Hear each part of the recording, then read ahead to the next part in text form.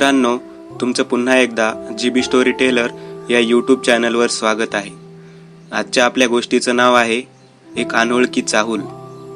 पण गोष्ट सुरू करण्याआधी जर कोणी ह्या चॅनलवर पहिल्यांदाच आलेले असाल तर त्यांनी ह्या चॅनलला सबस्क्राईब करायला विसरू नका. चला तर मग अजिबात वेळ न घालवता गोष्टीला सुरुवात करूया.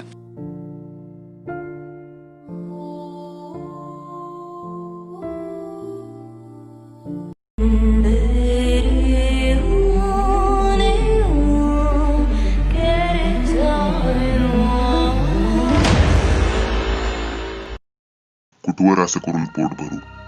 भरड्या आवाजातील हे तुटक अर्धवट शब्द कानावर पडताना सोबतच माझ्या उशा शेजारी कोणीतरी बसलंय असंच दिसू लागलं. रात्रीच्या अंधारात काळ्याभोर केसांनी झाकलेला तो चेहरा, त्यातून दिसणाऱ्या डाव्या बाजूचा रक्ताळलेला डोळा माझ्यावर रोखलेला, दंडातून तुटलेला डावा हात माझ्या छातीवर रुतवला आणि उजव्या हातातील लांब धारदार सुरा गळ्यावर ठेवला आणि आई. तोंडातून नकळत शब्द फुटले आणि झटकन जागा झालो. बापरे, काय भयानक स्वप्न होतं. भीतीनं अजूनही काळीच धडधडते.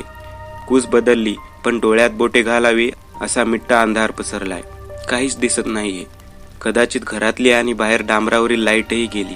काळ्या कुट्टा अंधारात खिडकीतून दिसणारा पांढरट एकसारखा आभाळ आणि कोसळणारा पाऊस यांचा आवाज परिस्थिती अधिकच भयान करते. आणि या एकांतात जशी चाहूल जाणवते, जणू एकांतातही एकटं नसल्याची चाहूल. या नीरव भयान शांततेत बाहेरच्या लख्ख काळोखात धोधो कोसळणाऱ्या पावसाचा सरसरणारा आवाज मात्र आहे. तसा हा आवाज आपल्या सर्वांच्याच परिचयाचा. जर तुम्ही आहात तिथे पाऊस चालू असेल तर पावसाचा हा आवाज तुम्हीही ऐकू शकत असाल. बाहेर दारात, कौलारू घरांच्या छपरांवर, सिमेंट वा लोखंडी पत्र्याच्या छतावर पावसाचे तडतड आवाज करत कोसळणारे ते थेंब मीही आता ऐकतोय. पण मध्यरात्रीची वेळ, पसरलेला अंधार आणि एकांत, यात अशा या भीषण वातावरणाची भीती नाही वाटली तर नवलच. त्यात एक अनोळखी चाहूल जाणवते, जसं कोणीतरी माझ्या बेडजवळ बसलंय. आता बेडजवळ की खाली हे समजत नाही आहे, पण चाहूल स्पष्ट जाणवते. आज तसा प्रवासानं खूप थकवा आलाय. डोळे काही केल्या उघडत नाहीत. एका कुशीवरून दुसऱ्या कुशीवर झालो आणि काहीतरी जाणवलं. कोणीतरी माझ्या बेडवर बसलं होतं, पण मी कुस बदलताच ते बेडवरून उठलं. हो, अगदी तशीच हालचाल जाणवली होती. पण कोण असेल? घरी तर कोणीच नाही. मग कोण आहे या एकांतात? माझे कान लहानात लहान आवाजाचा वेध घेऊ लागलेत. तो आवाज मात्र येतच आहे. एका रूममधून दुसऱ्या रूममध्ये चालत जाण्याचा आवाज, कधी धावत गेल्याचा आवाज, कधी खूप दूर तर कधी एकदम जवळ. आपण घरात एकटा आहोत हे माहीत असूनही जेव्हा अशी अनोळखी चाहूल जाणवू लागते तेव्हा खरंच काळजातून भय दाटून येतं. पण ते काय आहे हे पाहायचं धाडस मात्र खरंच माझ्यात नाहीये. या अंधाऱ्या खोलीत बाजूच्या खिडकीतून येणाऱ्या प्रकाशात डोळे किलकिले करत घड्याळावर नजर टाकली. बापरे, रात्रीचे 2 वाजलेत. आजचा सलग 3रा दिवस बरोबर 2ला जाग येते. काय करावं आता? या एवढ्या मोठ्या घरात मी एकटाच आहे आणि जाग आलीये, तीही रात्री 2 वाजता. त्यात कहर म्हणजे बाहेर कोसळणारा मुसळधार पाऊस आणि लख्ख काळोख. जसं मला गिळंकृत करेल असंच वाटतंय. आणखी एक विसरलोच, ती चाहूल. हो, ती अनोळखी चाहूल. मी राहतो तिथं तशी लोकवस्ती कमीच आहे. म्हणजे आजूबाजूला किंचित घरं आणि रिकाम्या जागेवर काटेरी बाबळींचा घुसपा आणि पळसाची कुठंतरी खुरटी, तर कुठं कमरेपर्यंत वाढलेली झाडं, गुडघ्यापर्यंत गवत. रस्ता तसा कच्चाच आहे आणि रस्त्यावरील खांबावर पांढऱ्या ट्यूब्स, पण त्याही आज बंद आहेत. पण कुठून तरी येणाऱ्या प्रकाशात अंधुकसं का असेना पण दिसतंय. भिंतीवरील घड्याळाच्या सेकंद काट्याचा टिक असा मंद आवाज एवढंच सांगतोय की वेळ पुढं सरकते. आणि पुढं सरकणाऱ्या या सेकंदाबरोबर काळजातलं भय आणखीनच दाट होत चाललंय. घसाही कोरडा पडलाय, पण उठून पाणी प्यावं एवढं धाडस होईन असं झालंय. कधी कधी 4 चौघात आपण खूपच धाडशी असल्याचा आवानतो, पण भीतीची जाणीव होते ती अशा रात्री. खरं तर भीती म्हणजे काय, आता ते अवलंबून आहे की आपण कुठे आहोत, आजूबाजूला काय परिस्थिती आहे आणि त्या परिस्थितीचा आपल्यावर काय परिणाम होत आहे किंवा होईल. म्हणजे आपण एखाद्या नौक्या चालकासोबत प्रवास करतोय आणि तो मात्र आपल्या गाडीच्या आडवी येणारी वाहने चुकवत गाडीचा वेग 50 वरून ताशी 90 किमीच्या पुढे नेत राहील एक दोनदा तो गाडी ट्रक खाली नेता नेता चुकेल तेव्हा वाटणारी भीतीच म्हणजे परिस्थितीप्रमाणे भीतीची तीव्रता. आज माझी ही परिस्थिती तशीच आहे. त्याला कारणही तसंच आहे. हो, कारण एक घटनासत्र, एक भयान भीषण, कदाचित हे शब्दही कमी पडतील, असंच काहीसं. हो, असंच काहीसं. आमच्या गल्लीत राहणारी एक मुलगी काही दिवसांपासून पित्ताच्या त्रासानं हैराण होती. त्याही रात्री अचानक गुळणी आली तशी समोरचाच दरवाजा उघडून बाहेर गेली. थोडा वेळ तशीच ती बाहेर होती. तिची आई अंथरुणात पडूनच ती जास्त उलट्या करू नको म्हणून समजावत होती. मागील 8-10 दिवसांपासून तिचा हा त्रास सुरूच होता. कधी दिवसा, कधी रात्री उलट्यांचा त्रास. त्यामुळे अतिजागरणानं आईचीही तब्येत बरी नव्हती. त्या दिवशी नेमक्या त्या बाहेर गेल्या नाहीत, तर तशाच पडून बाहेर जाण्यासाठी तिच्या भावाला उठवत होती. पित्ताच्या उलट्या करत ती मुलगी बाहेर बसलेली. बराच वेळ ती आत आली नाही. तिला साथ देत आई बाहेर आली तर ती मुलगी दारात बेशुद्ध दिसली. घाईघाईत नवऱ्याला मुलांना उठवलं आणि तिला उचलून आत आणलं. सकाळपर्यंत तिला जाग नव्हती. दुपारची केव्हा उठली आणि अंथरुणात उभी राहिली, पण कोणाशी काहीच बोलत नव्हती. अगदी शांत होती, पण तिची नजर मात्र एके ठिकाणी स्थिरावलेली. आई किचनमध्ये आपल्या कामात होती. तसं बाहेरून पाणी ओतत असल्याचा आवाज येऊ लागला, पण त्यांना दुर्लक्ष केलं. तोच शेजारची एक बाई ओरडली, "हे कवीची आई, बाहेर ये लवकर, हे बघ काय विपरीत." तसं हातातलं काम टाकूनच घाईघाई त्या बाहेर आल्या आणि पाहून शहारल्या. कविता दारात उभी होती आणि बाजूला भरलेल्या बॅरलमध्ये हातातली रिकामी घागर बुडवली. क्षणात पाण्याने भरलेली ती घागर झटकन बाहेर काढली आणि तशीच उभ्याने अंगावर ओतून घेऊ लागली. 1, 2, 3 बघता बघता 10 घागरी तिने अंगावरून ओतून घेतल्या. तशी आई ओरडली, "हे कविता, अगं डोसकं बेसकं फिरलंय का तुझं? असं काय करतेस?" पुढे येत हातातली घागर हिसकावून घेताच कवितानं झटक्यासरशी मान फिरवत रक्ताळलेल्या नजरेनं त्यांच्याकडे पाहिलं. तिचे डोळे आणि चेहऱ्यावरचे विचित्र हावभाव पाहून आईच्या काळजात धस झालं. पण इतक्यात काहीच न बोलता ती मुलगी पुन्हा बेशुद्ध झाली. शेजारच्या 2-3 महिलांनी तिला उचलून आत नेलं. अंगावरचे कपडे बदलून तिला बेडवर झोपवली. रात्री ती जेवायला पण उठली नाही. त्या रात्री घरचे सारे झोपले होते. 2 वाजले असतील. तिची आई ठसक्याने जागी झाली तर घरभर धूर आणि तो दर्प. आईने दरवाजा उघडला तर बाहेर कसलाच धूर नव्हता, पण घरभर मांस करपलेला दर्प पसरलेला. दरवाजा तसाच उघडा ठेवून त्या स्वयंपाकघराच्या दिशेने पाहू लागल्या, पण काळोखानं सारं काही माकलं होतं. लाईटचं बटन दाबलं पण लाईटही नव्हती. उषाला नेहमी मेणबत्ती आणि माचीस असायची. अंधारात चाच पडत मेणबत्ती पेटवली आणि किचनमध्ये निघाल्या. मेणबत्तीच्या तांबूस पिवळसर प्रकाशात किंचित धूर दिसू लागला. धुरानं डोळ्यांची जळजळ होऊ लागलेली. पण तशाच चालत त्या धुरकटलेल्या किचनमध्ये पोहोचल्या. आत एक पांढरी पाठमोरी आकृती तेवढीच दिसत होती. मेणबत्ती समोर धरत त्या पुढे निघाल्या आणि त्यांनी साथ दिली. "कविता, बाळा, किचनमध्ये काय करतेस?" गॅस सुरू होता आणि कविता त्यावर काही भाजत होती. पूर्ण बाह्यांचा पांढरा गाऊन, त्यावर मोकळे सोडलेले केस आणि श्वासातली घरघर यांनी आई थोडी घाबरलीच होती. किचन वट्यासमोरील उघड्या खिडकीतून स्ट्रीट लाईटचा येणारा प्रकाश तेवढाच आत पसरलेला.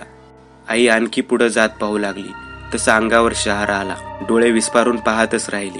मेणबत्तीच्या पिवळसर प्रकाशात पूर्ण किचन वट्यावर पसरलेला रक्ताचा सडा पाहून त्यांची बोबडी चोळली. गर्भगळीत होऊन त्या मुलीकडे पाहू लागल्या. तिनं गॅस फुल केलेला आणि हातातील मांसाचा तुकडा गॅसवर भाजत त्यावरील मांस तसंच गरम खात पुन्हा भाजत होती. पायात ओलसर चिकटसं काही होतं म्हणून मेणबत्ती खाली करत पाहिलं आणि जोरात किंचाळल्या. पायात काळ्या तांबूस पंखाचा खच आणि रक्ताने माखलेले काळ्या कोंबडीच्या पोटातील अवयव विखुरलेले होते. पांढऱ्या फरशीवर हे अधिकच भडक आणि भयान दिसत होतं. आईच्या आवाजानं भावाला जाग आली. तो धावतच आत आला आणि जमिनीवर थरथर कापत बसलेल्या आईला सावरू लागला. समोर बहिणीचं ते रूप पाहून तोही घाबरला. इतक्यात एक भरडा आवाज कानावर आला, "तुम्हाला पण भूक लागलीये? हे घ्या, खा." आई आणि भाऊ दोघे कविताकडे पाहू लागले. तसं कवितानं हातात असलेला मांसाचा तुकडा पुटपुटत खिडकीतून बाहेर दिला. भावानं मान वर करून पाहिलं तर खिडकीत कोणीच नव्हतं. पण आई मागे पाहून किंचाळण्याचा प्रयत्न करू लागली, पण आवाज फुटत नव्हता. त्यांनी आपल्या मुलाला भिंतीकडे हात करत पाहण्यास खुणावलं. तसं भावाने मागे भिंतीकडे पाहिलं आणि भीतीनं थरथर कापू लागला. खिडकीतून येणारा प्रकाश मागे भिंतीवर पडलेला, त्यात कविताची आकृती दिसत होती. आणि खिडकीबाहेरही बऱ्याच आकृत्या हात पसरलेल्या दिसत होत्या. सारं मांस तुकडे करून तिने खिडकीतून बाहेर दिलं आणि पुन्हा चालत हॉलमध्ये निघाली. एकदम शांत निवांत चालत ती आपल्या अंथरुणात जाऊन झोपली आणि आई मात्र भीतीने थरथरत रडू लागली. सकाळ झालेली. कविता अजून झोपेतच होती. तोच शेजारी राहणारी एक महिला जोरजोरात अरवाळचे शिवगाळ करत असल्याचं कानावर आलं. आई बाहेर आली आणि काय झालं विचारू लागली तशी ती महिला सांगू लागली, अहो रात्री कुणाच्या बोक्यान आमची कोंबडी पळवली. कशाला बोक? मांजरं पाळतात रा. कविताची आई काहीच न बोलता घरात परत आली. नवरा रात्रपाळी करून नुकताच आलेला. रात्री घडलेला प्रकार सांगावं तर ते आधीच दमून आलेत. किचनमध्ये जाऊन नवऱ्यासाठी चहा करत होत्या. मुलगा अजून बाहेर हॉलमध्ये झोपलेला, तर मुलगी ती आपल्या अंथरुणात नव्हती. कविता! घाबरतच त्यांनी हाक दिली. तसे वडील समोर ठेवलेलं वर्तमानपत्र उचलत म्हणाले, आताच बाथरूममध्ये गेलीये आंघोळीला. आई थोडी आश्चर्याने पाहत बाथरूमकडे गेली तर कविता बाथरूममध्ये उभी होती. जवळच गरम पाण्याने भरलेली बादली होती. अंगावरचा गाऊन पूर्ण भिजलेला, तर केस मोकळे सोडलेले जे चेहऱ्यावर पसरलेले. कोपऱ्यात एके ठिकाणी तिची नजर खिळलेली, रक्ताळलेली नजर आणि चेहऱ्यावरचे रागीट भाव पाहून आई म्हणाली, कविता अशी का उभी आहेस? आईच्या या प्रश्नाने ती झटकन मागे फिरली आणि एका घोगऱ्या आवाजात बोलू लागली, आज रातीला पण मांस हवा आहे आणि गरम रक्तही हवं आहे. तिची आई भीतीने थरथर कापत होती. अहो इकडे या, बघा पोरीला काय झालंय. आपल्या पत्नीचा जड आवाज ऐकताच त्यांनी हातातलं वर्तमानपत्र खाली ठेवलं आणि आत आले. काय झालं ग? पत्नीकडे पाहत विचारलं आणि त्यांची नजर बाथरूमच्या उघड्या दरवाजातून आत गेली. कविता काय झालं? बरं वाटत नाही का? त्यांचीही वाचा जड होत चाललेली. कविता तशीच कोपऱ्यात उभी होती. आवाजातील घरघर आणि रक्ताळलेली भीषण नजर आता चोहीकडे फिरू लागलेली. आई तशीच रडवेल्या चेहऱ्याने कविता जवळ जात होत्या की कविता झटकन खाली झुकली. गरम पाण्याची बादली उचलून डोक्यावर सरकन रिकामी केली. आई डोळे विस्फारून थरथरत जागेवरच थांबली. तोच कवितानं आपल्या हाताच्या मुठी करकचून आवळल्या आणि सर्व ताकदीने किंचाळली. त्या आवाजानं आई मटकन खालीच बसली. तोच कविता जागेवरच बेशुद्ध झाली. ती बेडवर शांत झोपली होती. बाजूला वडील बसलेले, तर डोक्याजवळ आई बसून तिच्या केसातून डोक्यातून हात फिरवत रडत होती. काय झाले हे माझ्या पोरीला? काही समजनासं झाले. डॉक्टरांनी तिच्या हाताची नाडी पाहिली. तापमापीनं अंगातील ताप पाहिला आणि एक इंजेक्शन देत वडिलांच्या हाती एक चिठ्ठी दिली, ज्यात काही औषधं लिहिलेली. साहेब नेमकं काय झालंय ते काळजीने विचारू लागले. टेस्ट कराव्या लागतील. मानसिक आजाराची लक्षणं दिसत आहेत. डॉक्टर निघून गेले, पण सर्वांच्या मनात शंकेची पाल चुकलेली. अहो त्या रात्री पोरगी उलट्या करत होती आणि बेशुद्ध झाली. तेव्हापासून सुरू झालंय हे. आजार नाही, बाहेरचं वारं दिसतंय. आई काळजीनं बोलू लागली. वडील शांततेने ऐकत होते. त्यांनी एक नजर आपल्या मुलीकडे पाहिलं आणि झटकन बाहेर पडले. आजूबाजूच्या काही महिला दारातूनच पाहत आपापसात कुजबूज करू लागल्या. ती हळूहळू जागी होऊ लागली. रक्ताळलेल्या डोळ्यांनी तिनं आईकडे पाहिलं आणि भरड्या आवाजात बोलू लागली, भूक लागलीये मला. बरळतच उठण्याचा प्रयत्न करत होती. तोच संतापली, चवताळली, रागाने जशी वेडी झाली. ए बये! आपल्या आईकडे पाहत एवढे मोजके शब्द तिच्या तोंडातून बाहेर पडले आणि ती भयानक नजरेनं ती स्वतःच्या देहाला पाहू लागली. हात हलवता येत नव्हते आणि पायही, सारं शरीर जखडून ठेवलेलं, गच्च दोरीने बांधून ठेवलेलं. सोड मला. ए बये, तुला माहित नाही तू कोणाला बांधून ठेवलंयस? एवढं सोपं आहे का? सोड मला. आई थरथरत्या नजरेने तिला पाहत होती. बाहेर उभ्या महिला आणि पुरुषांपैकी कोणाचीच आत यायची हिंमत होईना. आम्ही सर्व तिचा भरडा, किसळवाना आणि काळजाचा थरकाप उडवणारा आवाज बाहेरून ऐकत होतो. तोच कोणीतरी वयस्कर व्यक्ती आमच्यावर खेक असला. ए पोरांनो, चला आपापल्या घरी. तसे सर्वच तिथून निघून जाऊ लागले.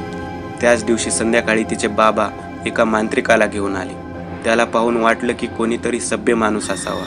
एकदम साधा पेहराव, मोकरपंकी पॅन्ट, वर पांढरा किंचित चुरगाळलेला शर्ट, हातात साधीच कापडी पिशवी, विरळ होत चाललेले पांढरे केस आणि पायात साध्या चपला, जशा कोण शिक्षकांच्या पायात असतात. उत्सुकतेपोटी आम्ही खिडकीत उभे राहून आत पाहत होतो. तिच्या वडिलांनी त्या खोलीतली साहित्य रिकामी केले आणि तिला धरून आत आणलं. जसा तिच्या अंगात त्राण राहिलाच नव्हता. तिच्या दंडाला धरूनच त्यांनी खोलीच्या मध्ये बसवलं. 2 दिवसांनी मी तिला पाहत होतो. मध्यम बांधा, नितळ गोरा रंग, गुडघ्यापर्यंत आलेले मोकळे केस, ही तिची ठेवण आता पूर्णच वेगळी दिसत होती. पांढरी धोट त्वचा हाडांना चिकटली होती, तर डोळे थकलेल्या वयस्कर जीर्ण माणसासारखे खोबनीत गेले होते. तिची अवस्था पाहून अंगावर जसा काटा झाला आणि मन खरंच हळहळलं. तो इसम चालत गेला आणि बाजूच्या टेबलावर ठेवलेल्या कापडे पिशवीत हात घालून एक पुडी बाहेर काढून त्यात असणारी पांढरट बुकटी जशी राखच हातात घेत त्या मुलीभोवती गोल रिंगण आखलं. त्या रिंगणाला छेदतील अशा 5 रेघा आखल्या आणि जिथे रेखा एकमेकांना स्पर्श करत होत्या त्यावर लिंबू ठेवलं. त्या लिंबांना हळद कुंकू चढवलं. तिथं उपस्थितांना म्हणजे आई वडील, भाऊ आणि आमच्या शेजारचे ते गृहस्थ जे आमच्यावर खेकसले होते, सर्वांच्या कपाळावर विभूती लावली. प्रत्येकाच्या जवळ एक पुरचंडी दिली आणि एक वेताची काठी बाहेर काढत जोरात जमिनीवर आपटली. तशी ती किंचित हालचाल करू लागली. पालती मांडी घालून ती बसलेली, हात पुढे ठेवून मान खाली घातलेली आणि एकसारखी कणत होती. चेहरा केसांनी पूर्ण झाकलेला, ते केस जमिनीवर पसरलेले. सोड तिला सैताना, जोराने त्या मांत्रिकाने हातातील काठी तिच्या पाठीवर मारली. तसा रापकन आवाज घुमला आणि ती संतापली. झटकन वर पाहत ती जोराने किंचाळली, पण तो आवाज तिचा नव्हता. घोगरा पुरुषी आवाज त्या खोलीत काही वेळ अक्षरशः घुमत राहिला. तिच्या आईने कानावर हात ठेवले आणि तोंड फिरवून रडू लागल्या. त्या भीषण आवाजात खिडकीवर आम्ही ठेवलेले हात झटकन सोडले आणि 2 पावले मागे सरकलो. आमच्यापैकी काही जण त्या आवाजाने तिथून निघून गेले, पण मी आणि 2 मित्र तसेच उभे आतील त्या विचित्र गोष्टी कुतूहलाने पाहत होतो. आता पावसाला सुरुवात झालेली. खिडकीला पूर्ण चिकटून आम्ही उभे आतील दृश्य पाहत होतो. त्या मांत्रिकाने पुन्हा पिशवीत हात घातला आणि पांढरी भुकटी बाहेर काढत तिच्या तोंडात सारायचा प्रयत्न करू लागला. तशी ती लाल रक्ताळलेल्या डोळ्यांनी त्यांच्याकडे पाहत झटकन उभी राहिली. तोच त्याने हातातली ती भुकटी तिच्या अंगावर फेकली. अर्धवट झाकलेल्या चेहऱ्यानं तिनं आम्ही उभ्या खिडकीकडे पाहत तिने जोराची आरोळी टोकली आणि रखरखत्या नजरेने पाहतच राहिली. तिचा तो भयान चेहरा पाहून तिथं थांबण्याचं धाडस होईना, पण मन जायचं नाव घेईना. तोच तो मांत्रिक दरवाजाच्या आडव्या उभ्या लोकांना म्हणाला, दरवाजातून बाजूला व्हा. ही अदृश्य शक्ती जाता जाता दुसऱ्याच्या कुणाच्या तरी अंगात शिरेल. पुन्हा त्यानं जोराची काठी पाठीत हाणली. तशी ती किंचाळली आणि बेशुद्ध होऊन त्याच रिंगणात पडली. तिला तिच्या रूममध्ये झोपवून सर्व बाहेर बसली. तसा मांत्रिक सांगू लागला, तुम्हाला भूतांच्या पालखीबद्दल काही माहीत आहे का? असेल वा नसेलही, पण ज्यांना आहे त्यांना समजलं असेल आणि ज्यांना नाही त्यांना थोडं समजावतो. त्यांच्याकडे शांतपणे पाहत सर्वजण ऐकू लागले. तसे ते पुढं म्हणाले, अमावस्येच्या रात्री आपल्या परिसरात असणाऱ्या या असामान्य नैसर्गिक शक्ती एकत्र येतात. त्यांच्या समूहातील मुख्य वेताळ एका ठरलेल्या वाटेवरून नेतात. त्याला भूतांची पालखी म्हणतात. 8 दिवसांपूर्वी रात्री तिला पित्ताचा जास्तच त्रास होत होता. एका कुशीवरून दुसऱ्या कुशीवर ती तळमळत होती. जळजळ होत पित्ताचं आंबट पाणी गळ्याशी आलं. तशी ती अंथरुणातून उठली आणि बाहेर आली. आपल्या घरातून बाहेर वाटेवर येत ती उलट्या करत तिथेच थकून बसली. इतक्यात तिला काही जाणवलं. दूरवर पसरलेल्या काळोखातून काही अस्पष्टसा आकृत्या पुढे सरकत आल्यासारखं दिसू लागल्या. त्यांच्याकडे पाहत ती घराच्या पायऱ्या चढून वर जात होती की कोणीतरी साद घातली. तशी ती जागेवरच थांबली. कोणी साद घातली? वडील विचारू लागले. तसे मांत्रिक म्हणाले, बाहेरचं वारं होतं ते. वाऱ्याची एक लहर तिच्या अंगाला स्पर्श करून गेली. तशी ती शहारली आणि मागे फिरली. काजळलेल्या त्या वाटेवर काही पांढऱ्या आकृत्या रस्त्याच्या पलीकडे असणाऱ्या त्या बाभळीच्या झाडांच्या दुसऱ्या बाजूला एका ठिकाणाहून पुढं सरकत होत्या. तिला हे जरा विचित्र वाटलं. जशा कोणत्याही संगीताविना त्या नृत्य करत होत्या, नाचत होत्या, विचित्र हावभाव करत होत्या. नृत्य आणि त्यांच्या तांडव नृत्य सुरू होतं. ती मुलगी डोळे विस्पारून ते दृश्य पाहत होती. पुढं सरकतील तसं हळूहळू त्या आकृत्यांचं तांडव नृत्य उग्र होत चाललं आणि त्यांचा आकारही स्पष्ट होत पूर्ण होऊ लागला. समोर हाकेच्या अंतरावर सुरू असलेला हा प्रकार ती धडधडत्या काळजानं पाहत होती. तोच त्या आकृत्यांमधील एक आकृती नृत्य करता करता थांबली. त्या मुलीची नजरही त्या शांत उभ्या पण लक्ष कुठेतरी दूर असलेल्या आकृतीवर खिळली. क्षणभर सारं काही स्तब्धच झालेलं की झटकन त्या आकृतीनं मुलीकडे पाहिलं. तशी ती शहारली. पांढरट धुरकट ती आकृती आपल्या रिकाम्या डोळ्याच्या खोमण्यांनी तिला पाहत आपला जबडा पसरू लागली.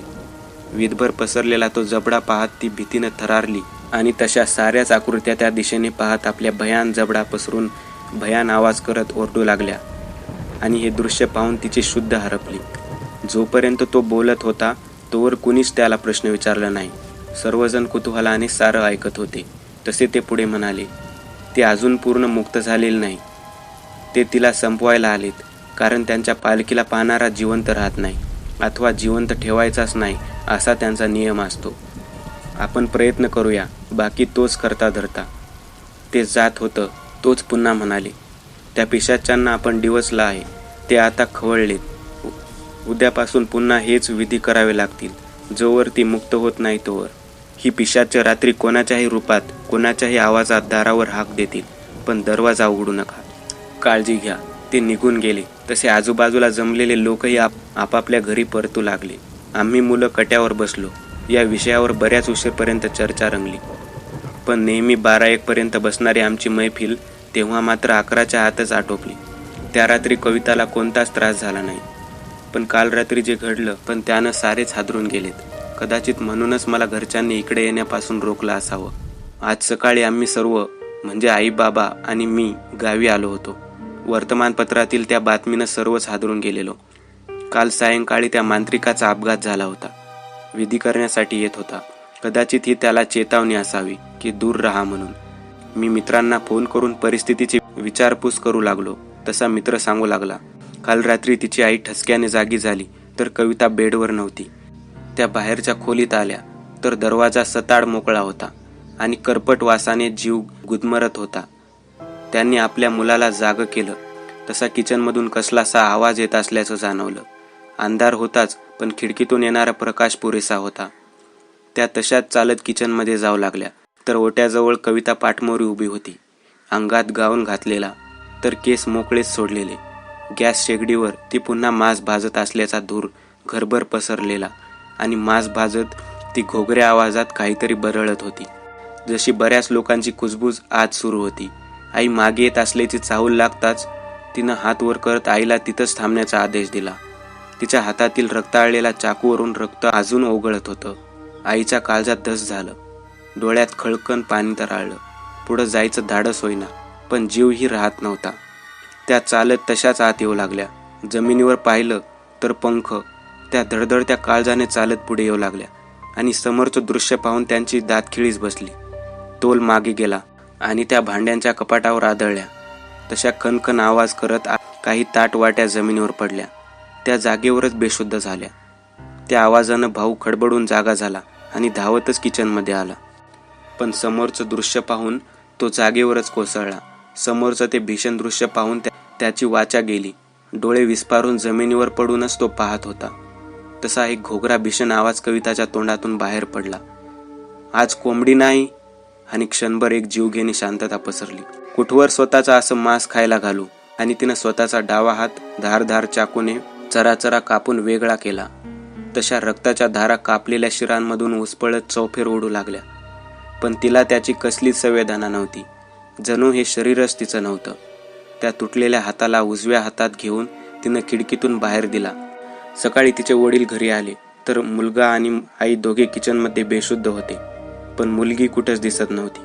किचन कट्ट्यावर आणि खाली फरशीवर रक्ताचा सडा पसरलेला. त्याने आरडाओरडा केला तसे लोक जमा झाले. दोघांना हॉस्पिटलमध्ये दाखल केलं. आई काहीच बोलण्याच्या मनस्थितीत नव्हती. भाऊ सुन्न झालेला. मित्राचं फोनवरचं ते बोलणं ऐकून सुन्न झालो. आई, बाबा, मी कार्यक्रमासाठी मामाच्या गावी आलो होतो. मामाच्या मुलीला पाहायला, लग्नासाठी. आईनं अक्षरशः जाऊ दे, मला उद्या ड्युटीवर जायचं आहे. त्यामुळे मी एकटाच इकडे म्हणजे गावावरून घरी आलोय. त्यात गल्लीत घडत असलेला हा प्रकार. आई म्हणत होती जाऊ नको, पण तिथं 4 चौघात मी भित्रा ठरलो असतो. मी किती धाडशी आहे हे दाखवण्यासाठी आईला म्हणालो, आज जग कुठं पोहोचलं आहे. आपल्या भारतीय वैज्ञानिकांनी मंगळ ग्रहावरची मोहीम यशस्वीपणे पार पाडली आणि तुम्ही भूतपिशाच्य शकून आपशकून यातच गुरफटून आहात. माझ्या बोलण्याने तिथल्या लोकांना मी खूप धाडशी वाटलो. पण आता समजले की जगाच्या पाठीवर सर्वात भित्रा कोण असेल तर तो मी आहे. तशी आई पुढे येत म्हणाली, माहीत आहे खूप धाडशी आहे बाळ माझं, पण गल्लीत काय चालू आहे माहीत आहे ना. हो ग आई. मग बरं ते जाऊ दे. हे तुझं घड्याळ घे. आंघोळ करताना तिथंच विसरला होतास आणि नीट जा. अरे हो, मगाशी तसंच बाथरूममध्ये राहिलं होतं आणि हे घड्याळ मगापासून शोधतोय.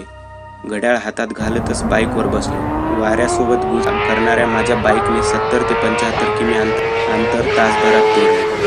मगाशी गावाकडून येता येता कविताच्या आईला आणि भावाला हॉस्पिटलमध्ये पाहायला गेलेलो. जबर मानसिक धक्का बसलेला दोघांनाही. वडील डोकं धरून सुन्नपणे बसून होते.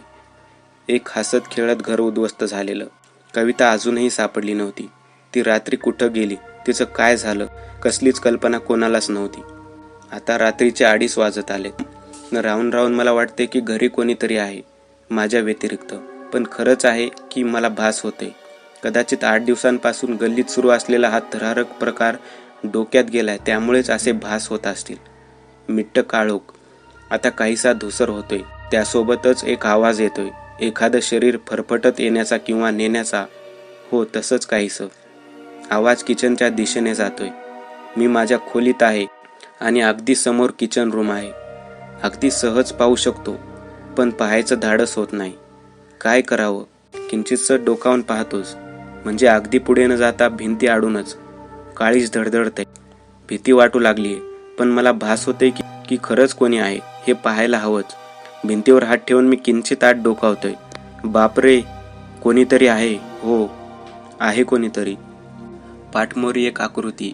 याचा अर्थ मला भास होत नाहीये. मगापासून जे घडतंय, जी चाहूल जाणवते, ती सत्य होती. अंगातल्या पांढऱ्या गावांवर ठिकठिकाणी रक्ताचे गडद डाग सुकून काळे पडलेत. डावा हात दंडातून तुटलाय, तर उजव्या हातात एक लांब धारदार सुरा आहे, ज्यावर रक्त लागल्यासारखंच दिसतंय. 1-2दा मानेला हिसडा देत त्या चकाकणाऱ्या या स्टेनलेस स्टीलच्या चाकूवरून नजर फिरवत तो मोठं जरा गच्च पकडून खाली झुकलीये. किचनच्या असलेल्या खिडकीतून किंचित प्रकाश येतोय, पण खाली जमिनीवरचं काहीच दिसत नाही. बापरे, परवा तिने स्वतःचा हात तोडून बाहेरच्या पिशाच्यांना खायला घातला होता. आता काय पाय तोडून खायला घालवणार की काय? हो, खरंच ती काहीतरी कापते. तिच्या घरच्यांना सांगायला हवंय. पण बाहेर पडताना जर माझी चाहूल तिला लागली तर? नको, मी इथंच या अंधारात लपून तिच्यावर लक्ष ठेवतो. कारण बाहेर धोधो पाऊस आणि सोसाट्याचा वारा सुटलाय. यात कोणाचं दार वाजवलं आणि त्यांनी नाही उघडलं तर आधीच त्या मांत्रिकानं सांगितलंय, ही पिशाच्च रात्री कोणाच्याही रूपात, कोणाच्याही आवाजात दारावर हाक देतील, पण दरवाजा उघडू नका. आणि मी बाहेर धावताना जर हिनं पाहिलं तर? हा भला मोठा चाकू घेऊन मागे लागली तर? कल्पना करतोय, म्हणजे या धोधो कोसळणाऱ्या पावसात, त्यात भयान काळोख, मी जीवाच्या आकंताने पुढे धावतोय आणि ती हातात चाकू गच्च धरून माझ्या मागे धावते. तुटलेला हात किंचित मागे पुढे हलतोय आणि केस पावसाच्या पाण्यानं ओले होऊन तिच्या चेहऱ्यावर पसरले. मी लोकांचे दरवाजे वाजवतोय, कोणीच उघडत नाही आणि ओरडत किंचाळत ती अगदी जवळ आली. मी खड्ड्यात पाय घसरून पडलोय. बापरे, पुढची कल्पनाच करत नाही. बाहेर जायलाच नको, पण समोरचं दृश्य पाहवत नाहीत. काय करू? आता इथं खोलीत अंधाराचा फायदा घेऊन लपूनच तिच्यावर नजर ठेवायलाच हवी. पण जर या काळोखात जर ती दिसेनाशी झाली तर? बापरे, विचारही सहन होत नाही. अंधारातच फायदा घेऊन लपूनच राहतो. ती अजून खाली वाकून काहीतरी करते. ती स्थिर झाली. तिला चाहूल तर जाणवली नसेल माझी, कारण ती माझ्या दिशेने पाहते, अगदी शांतपणे. ती उभी राहते. हातातला तो लांब धारदार सुरा अक्षरशः रक्तानं माखलाय. चेहरा केसांनी पूर्णपणे झाकून गेलाय, पण तिच्या चेहऱ्याच्या दिशेवरून तरी वाटतंय की ती मलाच पाहते. हो, अगदी तसंच. पण मी जिथं लपलोय तिथं किंचितही प्रकाश येत नाही. देवा, आता काय करू? तिला कदाचित माझी चाहूल जाणवली. धावत बाहेर जाऊ. जितकं दूर जाता येईल तितकं दूर धावत जातो. जवळ सकाळ होत नाही तोवर धावतो. नाही, तसं नाही चालणार. बाहेर ती भूतांची पालखी आयता तावडीत सापडेन त्यांच्या. मी आता जमिनीवर पडून काळोखाचा आधार घेत भिंतीच्या आडूनच तिला पाहतोय. आता कसलाच आवाज न करता सरपटत बेडच्या खाली जातो, म्हणजे तिला दिसणार नाही. सरपटताना असा किंचित आवाज होतोय आणि ती पुन्हा शांतपणे आपली मान किंचित तिरकी करून ऐकते. देवा, ती इकडे येऊ नये. हात जोडतो. आता कसलीच हालचाल नको करायला. इथंच पडून राहतो. मग तिला कसलाच आवाज नाही जायचा. कशी तरी आजची ही रात्र काढायची आहे. तशी आता 4 वाजायला आलेत. पहाट होईपर्यंत तरी मला असाच जीव मुठीत धरून राहावं लागणार. पण तिच्यावर नजर ठेवायला हवी, म्हणजे समोर दिसणाऱ्या मरणापेक्षा अंधारात लपलेलं मरण अधिक भीतीदायक असतं. म्हणून तिच्यावर नजर ठेवायला हवी. मानेला जोराचा हिसळा देत ती पुन्हा आपल्या कामाला लागली. आई ग! तिने एक मांसाचा तुकडा काढून ओट्यावर ठेवला. कदाचित खाली वाकून तेच कापत होती. देवा, काय भयान दृश्य आहे. डोळे बंद करून घ्यायला हवेत, पण नाही. ती अंधारात नाहीशी झाली तर अंगातली सारी शक्ती एकवटून जोरात ओरडावं असं वाटते. मग तरी कोणी मदतीला येईलच, पण नाही आलं तर हिला समजेल की मी अंधारात लपलो येते. तिच्या समोर किचनच्या खिडकीबाहेर काही हालचाल दिसते. खिडकीबाहेर असणाऱ्या पावसात ती कोण लोक उभी आहेत, कोण माणसं असतील. देवा, ही माणसं नव्हेत. लांब हात आणि त्या रक्ताळलेल्या लांब सडक नख्या, या भयान आकृत्या, जशी अनेक पिशाच्य काळोखात त्यांच्या सावल्या अधिकच भीषण दिसत आहेत. खिडकीतून त्यांचे हात आत येताच तिनं तो कापलेला मांसाचा तुकडा त्यांच्या दिशेने टाकला आणि एका भरड्या आवाजात पुटपुटते. तो स्पष्ट आवाज, कुठवर असे करून पोट भरू. स्वप्नात ऐकलेलं तेच अर्धवट वाक्य आता स्पष्ट ऐकू येत होतं. कुठवर स्वतःचं असं तुकडे करून तुमचं पोट भरू. तिचा तो भरडा किसळवाना आवाज ऐकून काळी छाती फाडून बाहेर येतो की काय अशी भीती वाटते. ती आणखी काही पुटपुटते. हो, आवाज येतोय. पण तुम्हाला उपाशी नाही ठेवणार. बडबडतच ती खाली वाकली. हातातला तो स्टेनलेस स्टीलचा चकाकणारा धारदार चाकू मांसात खुपसल्याचा आवाज येतोय. काहीतरी कापते. मांस कापताना चरचर असा तो आवाज या काळोखातील भयान शांततेत आणखी भेसूर वाटतोय. खाली वाकूनच तिनं हातातील चाकू किचनच्या ओट्यावर ठेवला. त्या चाकूवरूनच रक्ताचे थेंब अजून ओघळत आहेत. तिचा तो तुटलेला हात काहीच कामाचा नाही. ती उजव्या हाताने त्या अंधारात काही तोडते. झटका मारून ते उपसलं आणि ती उभी राहिली. तसं तिच्या उजव्या हातात दुसरा तुटलेला तो मानवी हात दिसला. धडा वेगळा केलेल्या त्या हातातील ते घड्याळ निसटून ओट्यावर पडलं. ते घड्याळ जे आज येताना आईनं माझ्या हातात घातलेलं. डोकं सुन्न झाले. म्हणजे ते स्वप्न नव्हतं. माझ्या उशाशेजारी बसून तिनं सुरुवातीलाच माझा गळा चिरलाय आणि माझा आत्मा या अंधारात वावरतोय. म्हणजे माझी अनोळखी चाहूल तिला जाणवते. मित्रांनो, आज पुरतं एवढंच. तुम्हाला जर काही गोष्ट आवडली असेल तर नक्की लाईक करा. तुमच्यापैकी बरेचसे जण व्हिडिओ लाईक न करताच पळून जातात, पण हा जर व्हिडिओ तुम्ही लाईक केला तर मला जरा बरं वाटेल आणि असेच भारी भारी व्हिडिओ बनवायची माझ्यात एनर्जी येईल. त्यामुळे नक्की लाईक करा. आणि अजूनही कोणी या चॅनलला सबस्क्राईब केलेलं नसाल तर लगेच सबस्क्राईब करून टाका. आणि बाजूची घंटी ती मात्र दाबायला विसरू नका. देवाची घंटी आहे ती. चला तर मग पुन्हा भेटूया अशीच एक आगळी वेगळी गोष्ट घेऊन पुढच्या भागात.